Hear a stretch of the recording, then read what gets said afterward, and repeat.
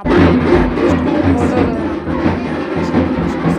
ఫైనల్గా నాకు అదృష్టం అయితే కలిగిందని నిన్న వీడియోలో చెప్పాను కదా మా గ్రాండ్గా సీతారాముల కళ్యాణం చేస్తామని.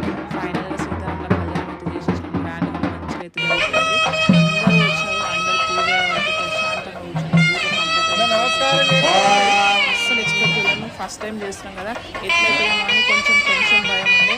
కానీ దేవుడు ఉన్నారు కదా, దేవుడే వెనకాల నిజంగా దేవుడు ఉండి అన్నీ మంచిగా అయ్యేటట్టు చూసిండు. నేను స్పెషల్గా మన సబ్స్క్రైబర్స్ అందరు బాగుండాలనుకుంటున్నాను. ఇట్లానే అనుకుంటున్నాను, హ్యాపీగా ఉంచాలని మనస్ఫూర్తిగా కోరుకుంటున్నాను. మాతో అందరూ కూడా హ్యాపీగా ఉండాలని మనస్ఫూర్తిగా కోరుకున్నాను.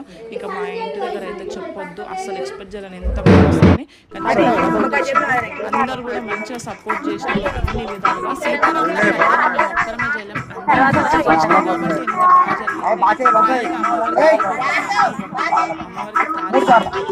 ఎంత